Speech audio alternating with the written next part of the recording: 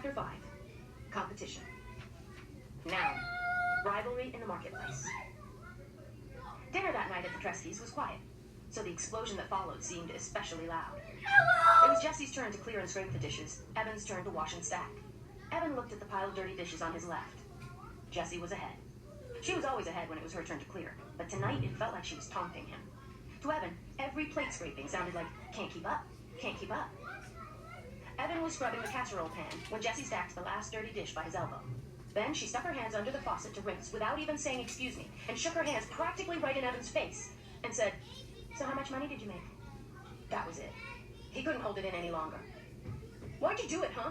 Why'd you have to ruin the one thing I had going? For a second, Evan wasn't sure if he meant the lemonade stand or Megan Moriarty. In a mixed-up way, he meant both.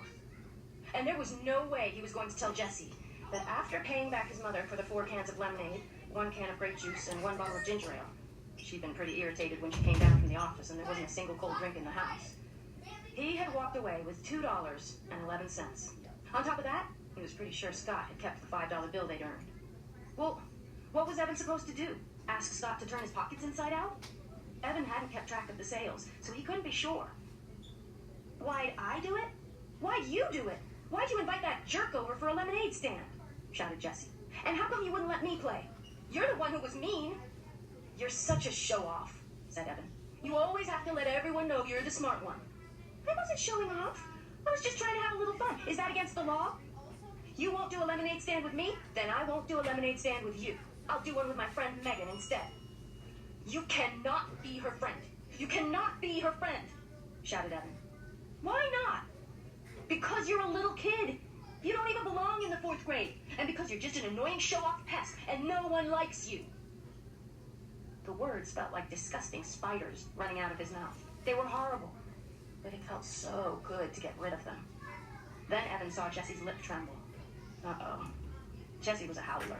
She didn't cry often, and she didn't cry long. But when she did, it was loud. Mom would come down from her office. Evan would catch the blame. Unfair.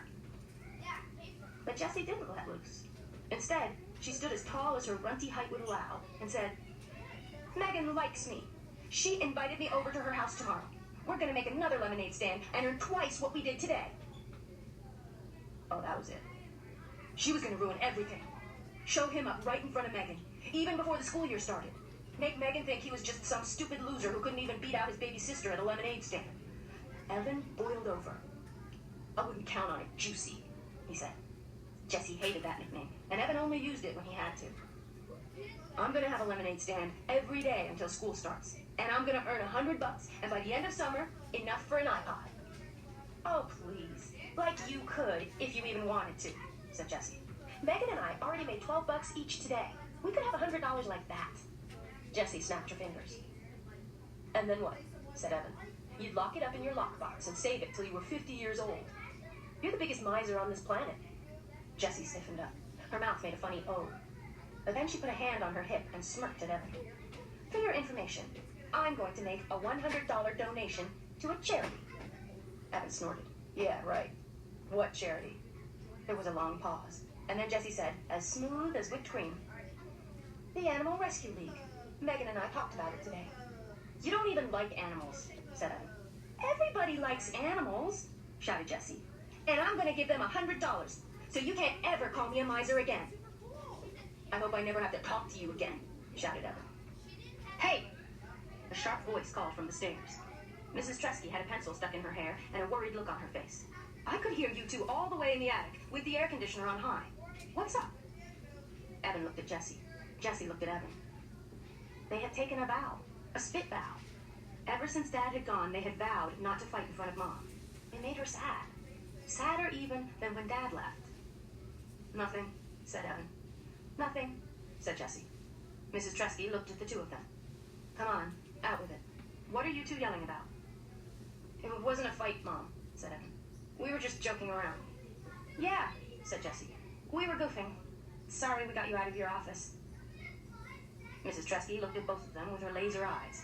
Jessie hung the dish towel on the oven handle and fiddled with it until it was perfectly straight.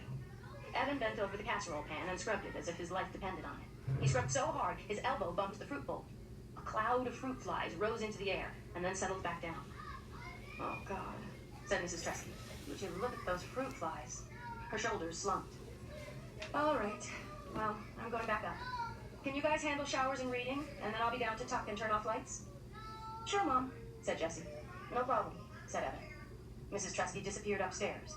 Jessie turned to Evan at the sink. "Let's make a bet," she said. "Whoever earns $100 wins, and the loser has to give all their earnings to the winner." Evan shook his head. "Not fair," he said. "You've already got money saved up." "That money doesn't count," said Jessie. "We'll start with today's earnings, and it's all got to be from selling lemonade. No mowing lawns or sweeping out the garage or anything else." "Aw, what if neither one of us makes 100? Said Evan, not liking the sound of this deal. "Then whoever makes the closest to 100 wins. And even if we both make over 100, whoever makes the most money wins the bet." "When do we count up the money?" asked Evan. Jessie thought about that. "Sunday night, right before the fireworks." She looked straight at Evan. "Huh? What do you say?" Evan didn't like bets. He really wasn't that into competition. He loved to play basketball and always gave it his all. But winning or losing, it didn't make much difference to him. He just liked to play. But this was different. This mattered. If he didn't beat Jessie at this bet, if he couldn't win against his little sister in a lemonade war, then Evan thought of the school year stretching in front of him. It was all over. He might as well just give up on everything right now. "It's a bet.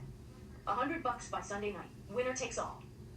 He shook his wet hands over the sink, dried them on the dish towel, and gave Jessie his most menacing look. "You better pray for mercy."